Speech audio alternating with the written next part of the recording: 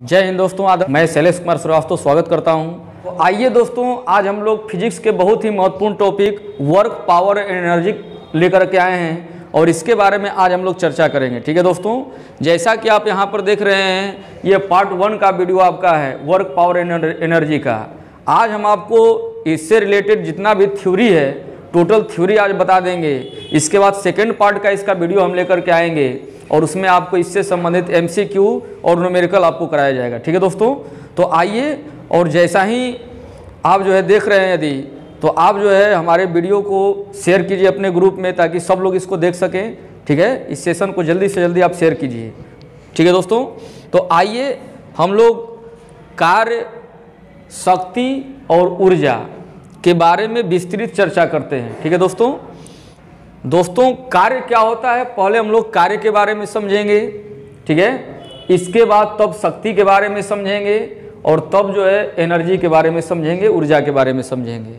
तो दोस्तों, कार्य क्या होता है, कार्य किसे कहते हैं, इसके बारे में हम लोग समझते हैं। ठीक है, तो कार्य का मतलब होता है कि जब हम किसी वस्तु पर बल लगाते हैं, अब वस्तु में विस्थापन होता है। ठीक है, यहाँ पर W बराबर vector F into dot vector S कोई हम लोग कार्य कहते हैं। ठीक है दोस्तों, तो W बराबर आपको प्राप्त होता है Fs cos थीटा। ठीक है दोस्तों, तो अब इसका SI मात्रक क्या होगा, SI मात्रक आपको होता है बल का मात्रक न्यूटन और विस्थापन का मात्रक मीटर, या इसको हम लोग जूल कहा करते हैं। ठीक है दोस्तों, तो इसको न्यूटन मीटर कहेंगे या जूल कहेंगे। लेकिन सीजीएस पद्धति में मात्रक क्या होगा, इसको आप चाहेंगे तो और तोड़ सकते हैं। न्यूटन को तोड़ सकते हैं किलोग्राम मीटर प्रति सेकेंड स्क्वायर इंटू मीटर, क्योंकि मीटर अलग से है। ठीक है, तो अब यहाँ पर क्या होगा कि इसका फाइनली होगा कि किलोग्राम इंटू मीटर, और मीटर जब मल्टीप्लाई करेंगे तो मीटर स्क्वायर हो जाएगा, अब प्रति सेकेंड स्क्वायर। इतना ही को हम लोग जूल कहेंगे। ठीक है, क्योंकि इतना न्यूटन मीटर को जूल कहते हैं। न्यूटन मीटर को हमने तोड़ दिया इसको, तो इतना आपको आ गया, तो इतना को हम लोग जूल कहेंगे। लेकिन इसका सीजीएस पद्धति में मात्रक क्या होता है, सीजीएस पद्धति में मात्रक। ठीक है, तो सीजीएस पद्धति में दोस्तों मात्रक होता है, इसको बोलते हैं सेंटीमीटर ग्राम सेकेंड पद्धति। जब यह सिस्टम चल रहा था, पद्धति चल रहा था, तो हम लोग लंबाई को सेंटीमीटर में मापा करते थे, द्रव्यमान को ग्राम में मापा करते थे और समय को सेकंड में मापा करते थे। ठीक है, तो इस पद्धति के अनुसार केजी के जगह पर चूंकि ग्राम में मापेंगे ना, क्योंकि सीजीएस पद्धति में हम लोग द्रव्यमान को ग्राम में मापा करते थे, तो ग्राम हो जाएगा, इंटू मीटर के जगह पर क्या हो जाएगा, सेंटीमीटर का स्क्वायर, और तब प्रति क्या हो जाएगा, सेकेंड स्क्वायर। और इतना ही को दोस्तों कहते हैं अर्घ। ठीक है, इतना ही को क्या बोलते हैं, अर्घ कहते हैं। तो अब जो है पूछा करता है कि एक जूल बराबर कितना अर्घ होता है। ठीक है, तो हमको क्या करना होगा, अब इसको हमको जूल के बराबर करना होगा। कहने का मतलब कि ग्राम को केजी में बदलना होगा, सेंटीमीटर को मीटर में बदलना होगा, तब ने ये जूल के बराबर आएगा।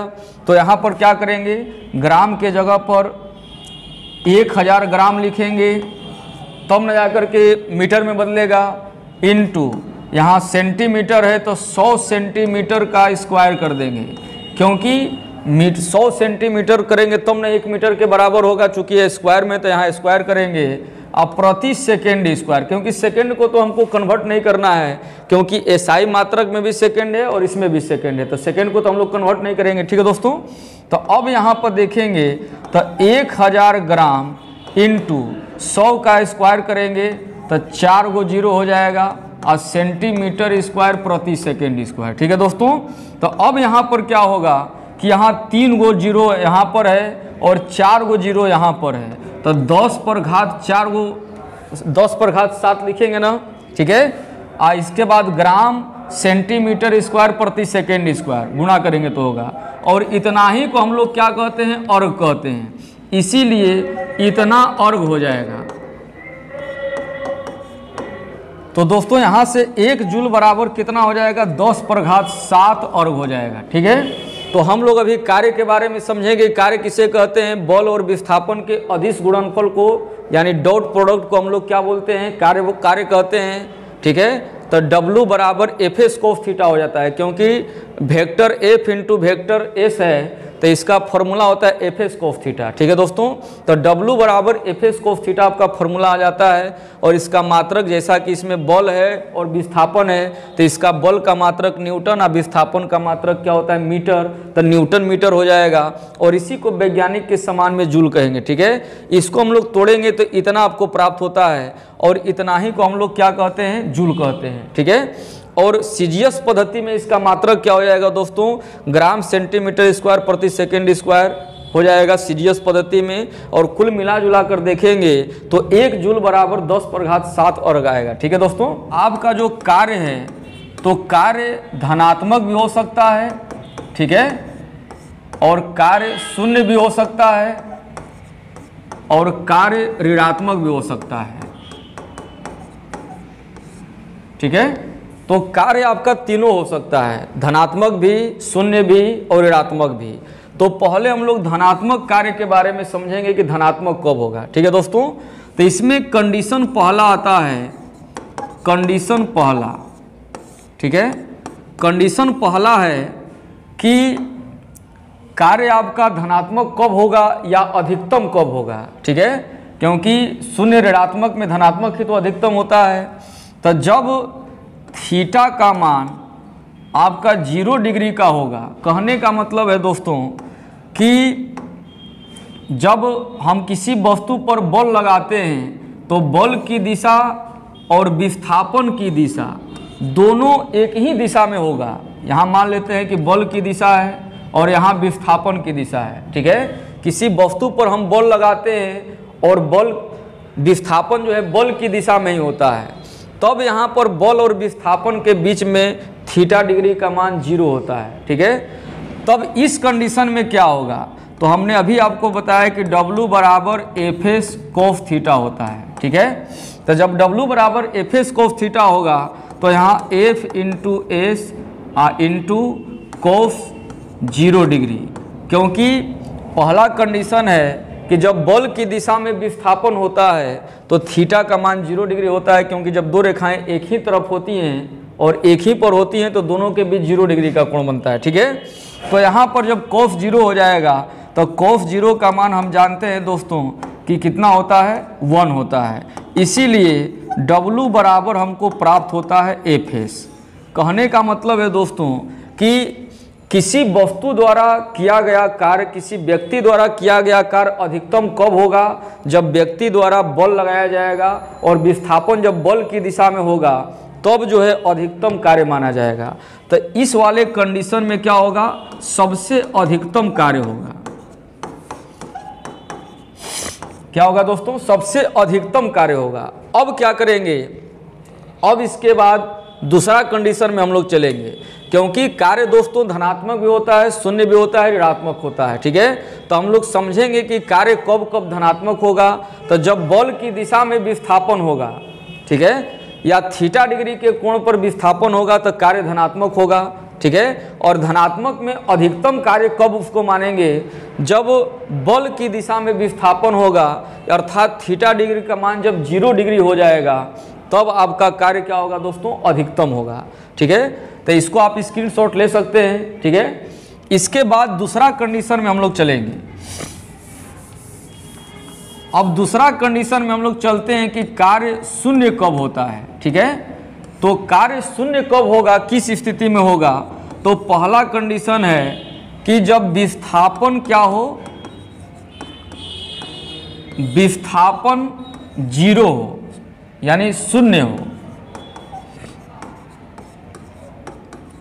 जब विस्थापन दोस्तों शून्य होगा, ठीक है, तो जब विस्थापन आपका शून्य होगा तो कार्य जाहिर सी बात है कि क्या होगा, 0 होगा, क्योंकि W बराबर एफ एस कोस थीटा होता है। ठीक है, तो जब W बराबर एफ एस कोस थीटा होता है तो आपका जब S का मान जब 0 हो जाएगा, डिस्प्लेसमेंट जब 0 हो जाएगा तो क्या हो जाएगा, F into 0 into cos theta. ठीक है, तो सब ले दे करके क्या हो जाएगा दोस्तों, 0 हो जाएगा। W का मान क्या होगा, क्योंकि 0 से किसी से भी गुणा करते हैं, मल्टीप्लाई करते हैं तो क्या वैल्यू आता है, 0 आता है।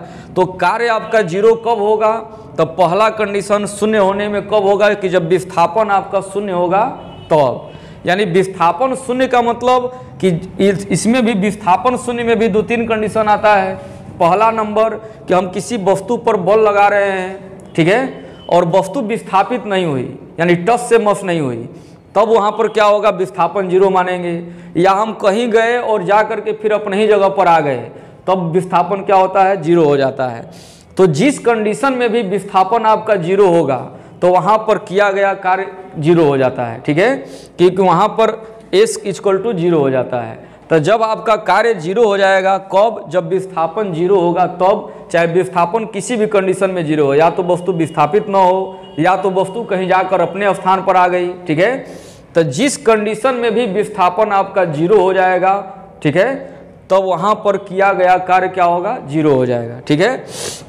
इसके बाद जैसे इसमें हम लोग समझते हैं कि हम जो है कोई भी सामान लेकर के, बोझा लेकर के सर पर खड़े हैं और कितना भी दिन तक खड़े रह जाएंगे, ठीक है, तो हम तो चल नहीं रहे हैं, तो वस्तु में विस्थापन तो नहीं हो पा रहा है। तो कोई व्यक्ति अपने सिर पर बोझ लेकर के वर्षों तक भी खड़ा रहेगा तो उसके द्वारा किया गया कार्य 0 होगा, क्योंकि उस वस्तु में विस्थापन नहीं हो पा रहा है, वस्तु मतलब व्यक्ति खड़ा है, इसीलिए जो वहाँ पर विस्थापन 0 हो गया। ये हम जो है किसी दीवार को या इसी को ढकेलेंगे, ठीक है, और ढकलते रह जाएंगे और दीवार आपका टच से मस नहीं होगा, तो इसका मतलब कि विस्थापन नहीं हो पाया, ठीक है। और जब विस्थापन नहीं होगा तो कार्य क्या होगा, 0 हो जाएगा, ठीक। इसके बाद कहने का मतलब दोस्तों कि जब कोई व्यक्ति किसी सीढ़ी पर चढ़ता है, छत पर जाता है और छत पर से वापस आ जाता है, यानी चढ़ करके उतर जाना, पेड़ पर से चढ़ करके उतर गए, छत पर चढ़े और उतर गए, ठीक है, तब वहाँ पर कार्य क्या होगा, 0 हो जाएगा, क्योंकि जहाँ से हम लोग गए थे फिर वहीं अपने स्थान पर आ गए। तो कोई भी वस्तु जहाँ जहाँ विस्थापन 0 हो जाएगा, ठीक है, जहाँ जहाँ वस्तु का विस्थापन 0 होगा वहाँ वहाँ हम कार्य को डेफिनेटली 0 माना जाएगा, ठीक है। तो यहाँ पर अब दूसरा कंडीशन क्या है उसको हम लोग समझते हैं कि कार्य 0 कब होगा। पहला कंडीशन तो आपने समझ गया होगा, ठीक है। यदि आप समझ रहे हैं तो कमेंट बॉक्स में ज़रूर कमेंट करें यस लिख करके कि हमको समझ में आ रही है, ठीक है। तो यहाँ पर विस्थापन 0 होगा तो कार्य 0 होगा, पहला कंडीशन। अब दोस्तों दूसरा कंडीशन क्या होता है कार्य 0 होने के लिए, दूसरा कंडीशन आपका होता है कि जब थीटा का मान 90 डिग्री होगा तब, ठीक है। पहला कंडीशन था कि जब S का मान 0 अर्थात विस्थापन 0 होता था तो कार्य हम 0 मानते थे, लेकिन अब दूसरा कंडीशन है कि कार्य 0 कब होगा, तो कार्य 0 कब होगा कि जब थीटा का मान 90 डिग्री होगा। कहने का मतलब दोस्तों कि बल की दिशा और विस्थापन की दिशा के बीच 90 डिग्री का जहाँ जहाँ कोण बनेगा, ठीक है, वहाँ वहाँ कार्य को 0 माना जाता है। तब यहाँ पर समझेंगे W बराबर हम जानते हैं कि Fs cos थीटा होता है, ठीक है। तो जब W बराबर Fs cos थीटा होगा तो F इंटू एस और cos 90 डिग्री, तो cos 90 डिग्री का वैल्यू दोस्तों 0 होता है, इसीलिए F इंटू एस इंटू 0, तो कुल ले दे करके आपका कार्य क्या हो जाएगा, वर्क डन 0 न हो जाएगा, ठीक है। तो आपका दोस्तों यहाँ पर वर्क डन 0 हो जाएगा, मतलब किया गया कार्य 0 माना जाएगा, कब, जब थीटा का मान 90 डिग्री होगा तब।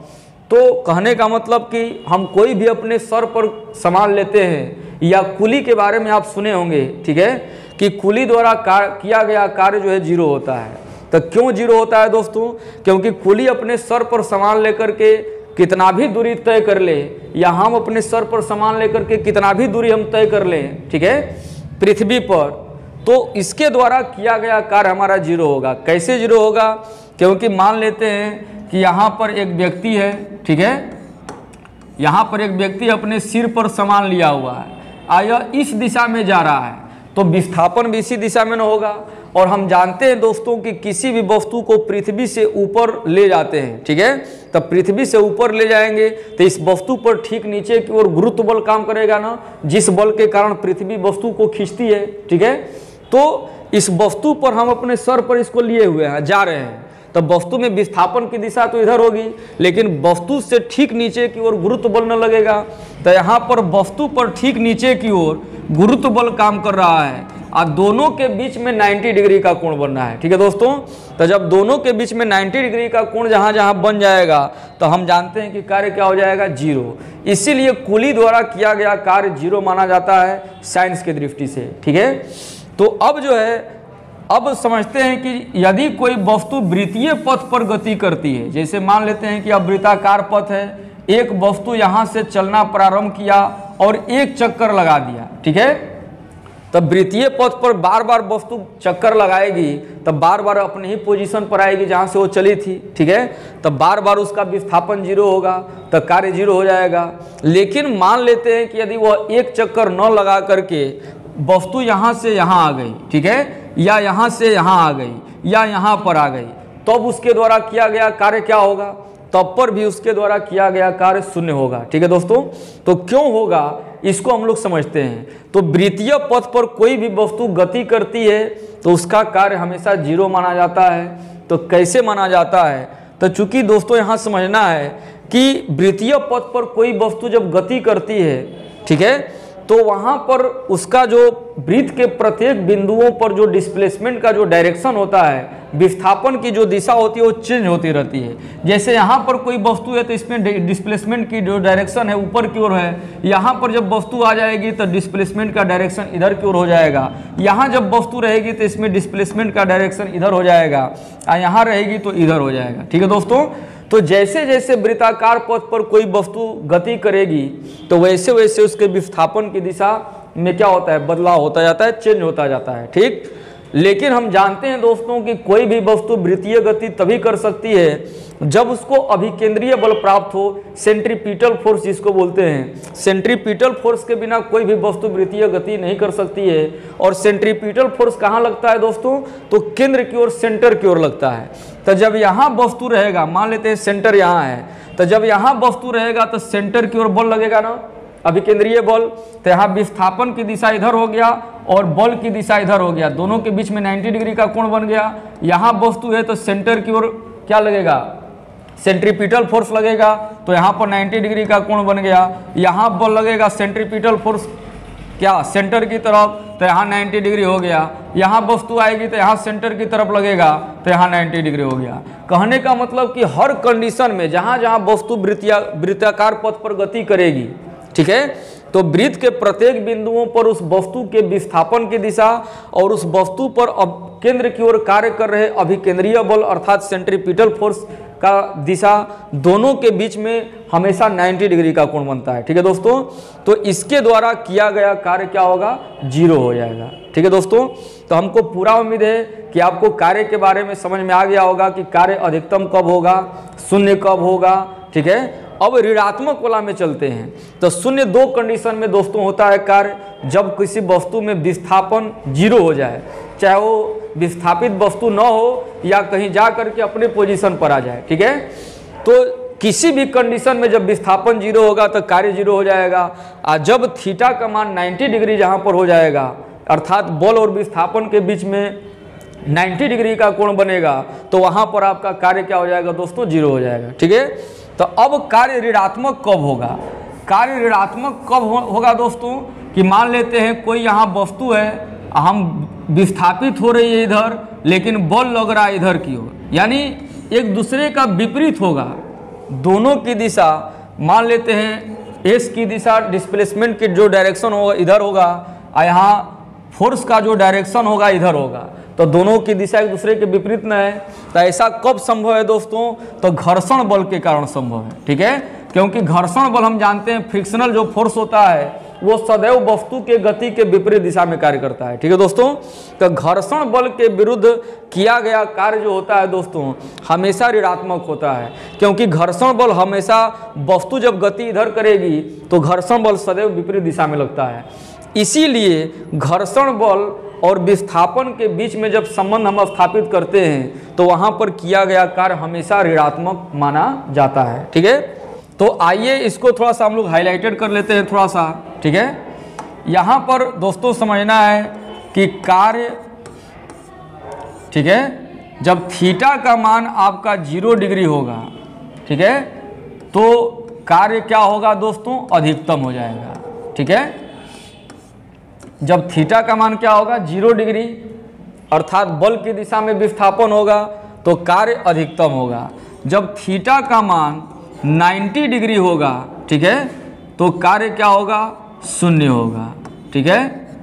या जब s का मान 0 होगा यानी विस्थापन जब 0 होगा तो किया गया कार्य क्या होगा दोस्तों 0 होगा, ठीक है। लेकिन जब थीटा का मान 180 डिग्री होगा अर्थात घर्षण बल और विस्थापन के बीच में जब संबंध स्थापित करते हैं देखते हैं तो वहाँ पर किया गया कार्य क्या होगा दोस्तों ऋणात्मक होगा। तो हमको पूरा उम्मीद है कि आप जो है इसको समझ गए होंगे। और ये सब जितना भी कार्य देख रहे हैं ये सब पृथ्वी की सतह के लिए है, पृथ्वी के सतह पर, पृथ्वी के सतह पर ये कार्य का ये सब कंडीशन है कि कार्य अधिकतम कब होगा पृथ्वी की सतह पर, जब थीटा का मान 0 डिग्री होगा तब, ठीक है। 0 कब होगा जब थीटा का मान 90 डिग्री होगा तब, या डिस्प्लेसमेंट आपका 0 होगा तब कार्य 0 हो जाएगा। और जब थीटा का मान 180 डिग्री होगा मतलब घर्षण बल और विस्थापन के बीच में संबंध स्थापित करेंगे तो वहाँ पर किया गया कार्य ऋणात्मक होगा क्योंकि 180 डिग्री का कोण बनेगा, ठीक है दोस्तों। तो अब जो है हम पृथ्वी की सतह से ऊंचाई पर जाते हैं, ठीक है, तो वहाँ पर वस्तु द्वारा किया गया कार्य क्या होगा इसके बारे में हम लोग समझते हैं। तो जब ऊंचाई पर जाते हैं जैसे हम छत पर चढ़ते हैं तो कार्य करते हैं, एक मोटर पंप जो है पानी को या समरसेबल जो है पानी को ऊपर सिंटेक्स में ले जाता है चढ़ाता है, तो मोटर पंप के द्वारा समरसेबल के द्वारा भी किया गया कार्य होगा ना कुछ। तो कहने का मतलब है कि यच ऊंचाई पर हम जाते हैं या कोई वस्तु को ले जाते हैं तो उसके द्वारा किया गया कार्य क्या होगा। ये सब जो कंडीशन था जो हमने आपको अभी बताया ये सब पृथ्वी की सतह के लिए था, ठीक है। तो इसको आप स्क्रीनशॉट ले लेंगे। हमको पूरा उम्मीद है कि आपको पृथ्वी की सतह पर कार्य के बारे में समझ में आ गया होगा कि कार्य अधिकतम 0 और ऋणात्मक कब होगा, ठीक है दोस्तों। तो अब h ऊंचाई के लिए हम लोग चलते हैं, ठीक है दोस्तों। अब पृथ्वी से h ऊंचाई पर कार्य निकालना होगा तब कैसे हम लोग निकालेंगे, ठीक है। तो कार्य का 2 फॉर्मूला होता है। एक हमने बताया कि 2 सदिशों बल और विस्थापन के अदिश गुणनफल को कार्य कहते हैं। अब जो है एक और तो W बराबर पहला हम लोग सूत्र लिखे थे Fs cos थीटा यानी vector F into vector S, ठीक है। तो यहाँ पर Fs cos थीटा हमको प्राप्त हो रहा था। तो ये सूत्र जो लागू होता है दोस्तों यह पृथ्वी की सतह के लिए है, पृथ्वी की सतह के लिए। लेकिन अब ऊंचाई के लिए क्या होगा, तो यहाँ से कार्य का 2 फॉर्मूला प्राप्त होगा पृथ्वी की सतह के लिए Fs cos थीटा। लेकिन पृथ्वी से h ऊंचाई पर जाते हैं तब कार्य कितना होता है, ठीक है दोस्तों। तो इसके लिए क्या करते हैं कि W बराबर होता है mgh, ठीक है, mgh होता है। यहाँ m का मतलब मास हो गया द्रव्यमान, g का मतलब गुरुत्वीय त्वरण हो गया, आप सभी जानते होंगे एक्सेलरेशन ड्यू टू ग्रेविटी गुरुत्वीय त्वरण हो गया, और h का मतलब हो गया दोस्तों ऊंचाई, ठीक है। तो अब यहाँ पर बात की जाए कि एक जो है औरत है लेडी, ठीक है, उसका वजन 50 kg है, ठीक है। तब 50 kg है और वह 20 मीटर की ऊंचाई तक चढ़ती है, 20 मीटर की ऊंचाई तक चढ़ती है। कितना उसका वजन है 50 kg का है ना। तो जब 20 मीटर की ऊंचाई पर चढ़ेगी तो उसके द्वारा किया गया कार्य क्या होगा, ठीक है। तो हम m का मान 50 kg दे दिया है, आपको ऊंचाई दे दिया है 20 मीटर, और g का मान 9.8 मीटर पर सेकेंड स्क्वायर होता है, या आप 10 रख सकते हैं, ठीक है। अब जैसा आपको दिया रहेगा वैसा वैल्यू रखना है। यदि ब्रैकेट में 10 देता है तो 10 वैल्यू रखेंगे, और नहीं देता है तो 9.8 तो रखना ही है, उतना वैल्यू तो उसका होता ही है। तब आप तीनों में मल्टीप्लाई कर देते हैं तो उस लेडी द्वारा किया गया कार्य पता चल जाता है 20 मीटर की ऊंचाई चढ़ने में कितना कार्य होगा। तो यहाँ पर आप देख रहे हैं दोस्तों कि यहाँ बराबर में है, W बराबर m है, W बराबर g है, और W बराबर h है, ठीक है। तो कहने का मतलब दोस्तों है कि यहाँ पर कार्य जो होता है मास का समानुपाती होता है, ठीक है। इसके बाद G का भी समानुपाती होता है, H का भी समानुपाती होता है। तो जैसे जैसे द्रव्यमान बढ़ेगा वैसे वैसे कार्य ज़्यादा होगा, ठीक है। जैसे जैसे ऊंचाई बढ़ेगी वैसे वैसे कार्य ज़्यादा न करना पड़ेगा। जैसे एक पतला व्यक्ति है, जब छत पर चढ़ता है तो वो कम कार्य करता है, ठीक है, इसलिए उसकी एनर्जी कम खपत होती है। एक हैवी बॉडी वाले व्यक्ति हैं, यानी मोटे व्यक्ति, और उनको छत पर कह दिया जाए चढ़ने के लिए, ठीक है, तो छत पर चढ़ेंगे तो हाँफने लगते हैं। तो ऐसा क्यों करते हैं? क्योंकि उनको ज़्यादा एनर्जी खपत करनी पड़ती है, क्योंकि उनका द्रव्यमान क्या है? अधिक है। तो द्रव्यमान जब अधिक होगा तो ज़्यादा कार्य करना पड़ेगा, और ज़्यादा कार्य कब करेंगे? जब ज़्यादा एनर्जी रहेगा तब ना, ठीक है। तो इसीलिए मोटे आदमी जो है ऊंचाई पर चढ़ने में थक जाते हैं, लेकिन पतले आदमी जल्दी थकते नहीं हैं, क्योंकि उनके द्वारा कम काम होता, कार्य किया जाता है। अब मोटे जो व्यक्ति होते हैं उनके द्वारा ज़्यादा कार्य किया जाता है, ठीक है। अब ऊंचाई पर भी तो डिपेंड करता है, ऊंचाई भी तो समानुपाती है। ऊंचाई बढ़ेगा तो कार्य भी हमारा बढ़ेगा, ठीक है। अब हमको 20 सीढ़ी चढ़ना है और फिर कह दिया जाए 50 सीढ़ी, तो 20 सीढ़ी चढ़ेंगे तो कम न कार्य करेंगे, अब 50 सीढ़ी चढ़ जाएंगे तो ज़्यादा काम करना पड़ेगा, ठीक है। तो दोस्तों यहाँ से आप पृथ्वी की सतह या ऊंचाई से आप कार्य किसी के बारे में पूछा जाएगा तो आप निकाल सकते हैं, ठीक है। एक पॉइंट और आप कार्य से समझ लेते हैं, इसके बाद कार्य का थ्योरी समाप्त हो जाएगा। इसके बाद अगला नेक्स्ट वाले में चलेंगे हम लोग शक्ति में, ठीक है। तो अब यहाँ पर जैसे मान लेते हैं कि एक व्यक्ति है और 1 घंटा में, कितना समय में? 1 घंटा में मान लेते हैं 50 जूल कार्य कर रहा है, ठीक है। और एक व्यक्ति इतना ही कार्य 5 घंटे में करता है, 5 घंटा में 50 जूल कार्य करता है, ठीक है, 50 जूल। तब यहाँ पर समझना है कि किस व्यक्ति द्वारा किया गया कार्य अधिकतम होगा, ठीक है दोस्तों। तो मान लेते हैं ये M1 है, पहला व्यक्ति है, यह M2 है, दूसरा व्यक्ति है, ठीक है। तब पहला व्यक्ति 1 घंटा में 50 जूल काम कर ले रहा है, और दूसरा व्यक्ति उतना ही 50 जूल कार्य करने में 5 घंटा का समय लगा दे रहा है, ठीक है। तो किसके द्वारा किया गया कार्य अधिकतम माना जाएगा? तो दोस्तों ध्यान में रखेंगे, ठीक है, कार्य जो होता है वो समय पर डिपेंड नहीं करता है, ठीक है। कार्य तो दोनों का बराबर न हुआ, समय भले डिफरेंट हो गया, लेकिन कार्य दोनों 50 जूल ये काम किया तो 50 जूल ये भी काम किया, ठीक है। दोनों का कार्य यहाँ पर बराबर न है, आप देख रहे हैं, कम बेसी कार्य नहीं ने किया, समय कम बेसी लिया, ठीक है। उसकी शक्ति अधिक हो सकती है लेकिन कार्य कम बेसी नहीं होगा। तो समय डिफरेंट रहने पर यदि 2 व्यक्तियों द्वारा सेम कार्य किया जाता है, ठीक है, तो दोनों में से कोई कार्य जो है अधिक नहीं करता है और न कम करता है, दोनों काम बराबर करता है, ठीक है। तो समय से कार्य का कोई लेना देना नहीं है। हम 1 दिन में कोई काम करें या 4 दिन में करें, हम उतना ही काम न करेंगे, ठीक है। हाँ, यहाँ पर एक बात जरूर होगी कि जो व्यक्ति 1 घंटा में 50 जूल का काम कर ले रहा है और एक व्यक्ति 5 घंटा में 50 जूल कार्य कर रहा है, ठीक है, तो पहले व्यक्ति की शक्ति अधिक होगी, तब न 1 घंटा में 50 जूल काम कर लिया, और दूसरा व्यक्ति जो है 5 घंटा लगा दिया कार्य करने में, तो इसकी शक्ति कम है। तो शक्ति कम अधिक हो सकती है लेकिन कार्य कभी भी कम अधिक नहीं होगा, क्योंकि कार्य समय पर डिपेंड नहीं करता है, ठीक है दोस्तों।